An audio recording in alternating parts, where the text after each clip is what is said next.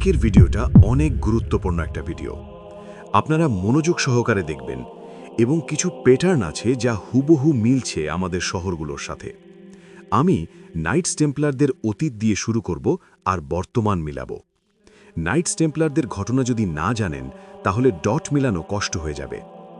কিছু খ্রিস্টান গোপন গ্রন্থ দাবি করে যে ঈসা আলাইহিসসালাম নাকি মেরি ম্যাগডালিনকে বিয়ে করেছিলেন এবং তাদের একটি গোপন হোলি ব্লাড লাইন আছে। কিন্তু ইসলামের দৃষ্টিতে স্পষ্টভাবে বলা আছে ঈসা আলাইহিসসালাম বিয়ে করেননি এবং তার কোনো সন্তান ছিল না। কোরআন ও হাদিসে কোথাও তার বিয়ে বা বংশধরের কথা উল্লেখ নেই। তিনি আল্লাহর একজন মহান নবী ছিলেন এবং বিশেষভাবে নির্বাচিত ছিলেন। একইভাবে বাইবেলেও যিশু অথবা ঈসা আলাইহিসসালাম বিয়ে করেছিলেন এমন কোনো প্রমাণ নেই। নিউ টেস্টামেন্টের 4টি প্রধান গসপেল ম্যাথিউ, মার্ক, লুক, জন কোথাও তার স্ত্রী বা সন্তানের কথা উল্লেখ করা হয়নি। বরং দেখা যায় তিনি সারা জীবন প্রচারক হিসেবে ঘুরে বেরিয়েছেন, শিষ্যদের সঙ্গে ছিলেন এবং পরিবার গঠন করেননি। বাইবেলে মেরি ম্যাগডালিনের নাম আছে, কিন্তু তাকে শুধু যিশুর অনুসারী ও তার ক্রুশবিদ্ধ হওয়া এবং পুনরুত্থানের সাক্ষী হিসেবে উল্লেখ করা হয়েছে। কোথাও তাকে যিশুর স্ত্রী বলা হয়নি। তাহলে বিয়ে ও রক্তরেখা গল্প কোথা থেকে আসলো? এই ধারণা এসেছে বাইবেলের বাইরে কিছু গোপন গ্রন্থ থেকে এবং আধুনিক বই ও ফিকশন যেমন holy blood, holy grail, the Vinci code এগুলো থেকে বিয়ে ও ব্লাড লাইনের কথা উঠে আসে। আর সব কিছু শুরু হয় হোলি গ্রেলের রহস্য থেকে। গ্রেল কোনো কাপ না, গ্রেল মানে সাং রিয়াল, অর্থাৎ পিওর ব্লাড বা রয়্যাল ব্লাড লাইন, যেটা যিশু ও মেরি ম্যাগডালিনের বংশধরের গোপন রক্তরেখা।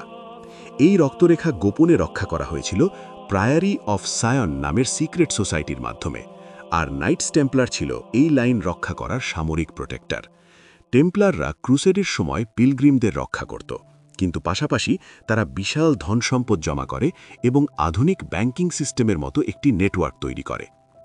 1307 সালে ফ্রান্সের রাজা ফিলিপ IV তাদের ধ্বংস করে দেয়। তাদের বিরুদ্ধে শয়তান উপাসনা, ধর্মদ্রোহ, সমকামিতার মতো ভয়ঙ্কর অভিযোগ তোলে। তখন অনেক টেম্পলার পালিয়ে যায় এবং তাদের ট্রেজার, এমনকি গ্রেলও গোপনে লুকিয়ে রাখে। টেম্পলারদের ধ্বংসের পর বেঁচে যাওয়া সদস্যরা এই গিল্ডগুলোর মধ্যে আশ্রয় নেয় এবং ধীরে ধীরে ফ্রি মেসনারির ভিতরে ঢুকে পড়ে। তারা তাদের গোপন জ্ঞান, যেমন অ্যালকেমি, সিক্রেট সিম্বল, ট্রেজার সম্পর্কিত তথ্য এই নতুন সংগঠনে পাস করে দেয়। ফ্রি মেসনারির ইয়র্ক রাইট শাখার শেষ অংশে আছে Knights Templar orders, Red Cross, order of Malta এবং অর্ডার অফ দ্য টেম্পল। এই অর্ডারে শুধু খ্রিস্টানরা ঢুকতে পারে এবং তাদের রিগেলিয়াতে থাকে সাদা ম্যান্টেল, লাল ক্রস, তলোয়ার, একদম টেম্পলার নাইটসদের মতো। অফিসিয়ালি এগুলো সিম্বলিক বলা হয়, কিন্তু এটা আসলে টেম্পলার লিগাসির সরাসরি প্রমাণ। অনেক বিখ্যাত ফ্রি মেসন সদস্য ছিল, যেমন জর্জ ওয়াশিংটন এবং বেঞ্জামিন ফ্র্যাঙ্কলিন। আমেরিকান রেভলিউশন, এমনকি ডলার বিলের অল সিইং আইতেও মেসনিক সিম্বল দেখা যায়, যা তাদের গোপন প্রভাবের ধারণাকে আরও শক্ত করে। তারপর আসে ইলুমিনাটি।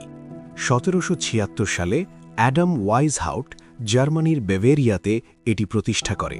তাদের প্রকাশ্য লক্ষ্য ছিল র্যাশনালিজম, সেকুলারিজম, চার্চ ও রাজতন্ত্রের প্রভাব কমানো।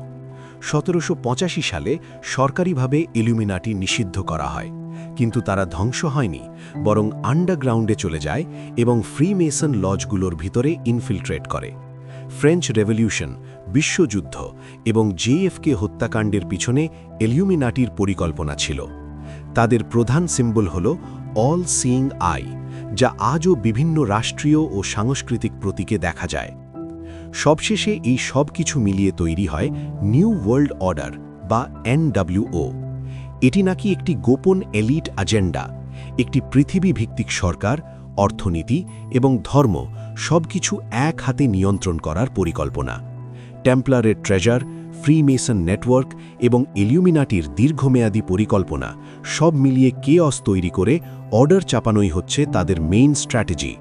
সমাজে অস্থিরতা, আন্দোলন, যুদ্ধ ও বিপ্লব তৈরি করে পরবর্তীতে একটি কেন্দ্রীভূত ক্ষমতা প্রতিষ্ঠা করা হয়, যা আমাদের দেশে সো কল্ড জুলাই অভ্যুত্থান মাধ্যমে ক্ষমতা প্রতিষ্ঠা করা হয়। Audio. 。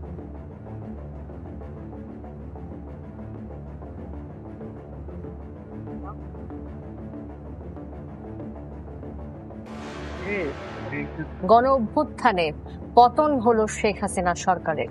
কিন্তু ঘটনা এখানেই থেমে যায়নি। গোপন রক্তরেখা এবং সিক্রেট সোসাইটিগুলো নতুন মহাদেশে অভিবাসনের সময় একটি নির্দিষ্ট প্যাটার্ন অনুসরণ করেছিল। প্রথম সন্তান বা উচ্চ রক্তরেখার প্রধান উত্তরাধিকারীকে তারা স্থানীয় স্থানে রেখে দিত। তার কাজ ছিল পুরনো সম্পত্তি, ক্ষমতা এবং প্রভাব রক্ষা করা। কিন্তু যারা নতুন ভূমিতে যেত তারা সাধারণত তৃতীয় সন্তান, দ্বিতীয় বা অন্য নন প্রাইম সন্তান হতো। তাদের দায়িত্ব ছিল নতুন শহর গড়ে তোলা এবং সেখানে আইনগত দাবি প্রতিষ্ঠা করা। পরবর্তীতে এই দাবি পুরনো রক্তরেখা বা এলিট গ্রুপের জন্য পথ তৈরি করে।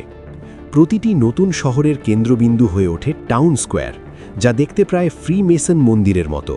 স্কোয়ারের ডিজাইন 4 কোয়াড্রেন্টে বিভক্ত: উত্তর, দক্ষিণ, পূর্ব, পশ্চিম, যেমন চার্চের জানালা বা লেআউটে দেখা যায়। এই বিন্যাস মোটেই কাকতালীয় নয়। উত্তর দক্ষিণ অক্ষে রাখা হয় আইনি ও নিরাপত্তা ভবন, court house, police station, fire station. এরা নিশ্চিত করে শহরের আইনি অধিকার এবং নিয়ন্ত্রণ। পূর্ব পশ্চিম অক্ষে ধর্মীয় ভবন থাকে। এক পাশে রোমান ক্যাথলিক চার্চ, অন্য পাশে প্রটেস্ট্যান্ট চার্চ। এটি 2 প্রধান খ্রিস্টান শাখার মধ্যে ভারসাম্য রাখে এবং ধর্মীয় প্রভাব নিশ্চিত করে।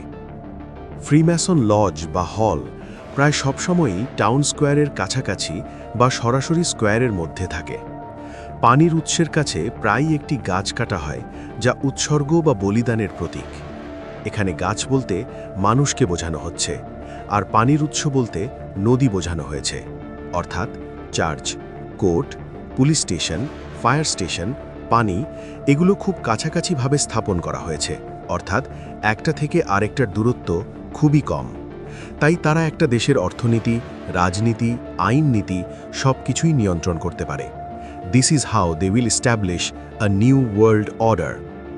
আপনারা আমাকে বলদ, মূর্খ যা মনে হয় তা বললেন, সমস্যা নাই। কিন্তু আমি আপনাদেরকে রিকোয়েস্ট করছি, আপনারা দয়া করে আপনাদের বাচ্চাদের হেফাজত করুন। উৎসর্গ বা বলিদানের কথা মনে আছে তো? এইবার দেখুন কিভাবে প্যাটার্ন মিলে যায়। হবিগঞ্জ সদর উপজেলায় নিখোঁজের 3 দিন পর খোয়াই নদীর পাড়ের ঢালু স্থান থেকে রাফি বিন মাহবুবের চোখ উপড়ে ফেলা এবং জিহ্বা কেটে ফেলা লাশ উদ্ধার করেছে পুলিশ। এই হচ্ছে খোয়াই নদী, এই হচ্ছে চার্চ, এই হচ্ছে পুলিশ স্টেশন।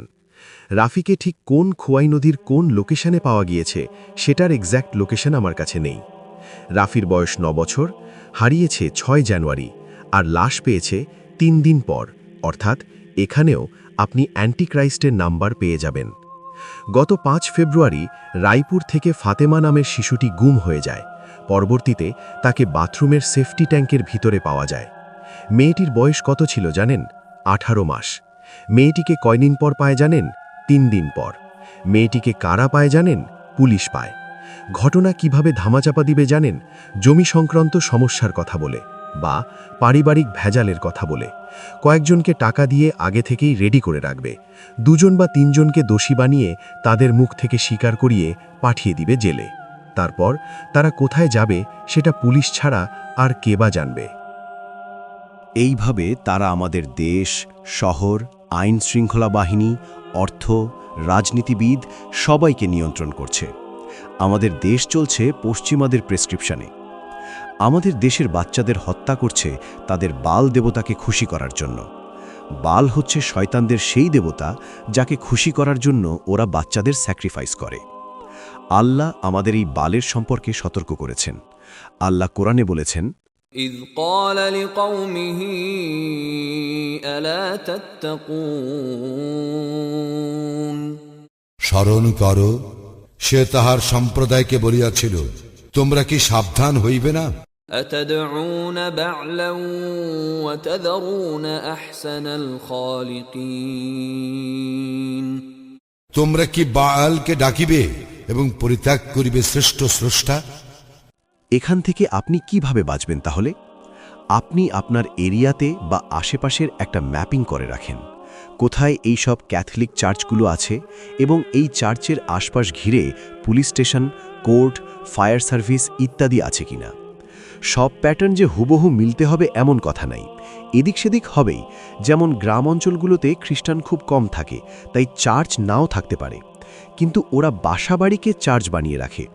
বিশেষ করে খেয়াল করবেন এনজিওগুলো, যেমন ব্র্যাক সহ পশ্চিমা এনজিও যতগুলো আছে সেগুলো হলেও থাকবে। ফাতেমার ক্ষেত্রে আমি অনলাইনে চার্চ খুঁজে পাই নাই, কিন্তু ব্র্যাক এনজিও পেয়েছি। তাছাড়াও আপনারা নদীর সাথে কানেকশন দেখার চেষ্টা করবেন।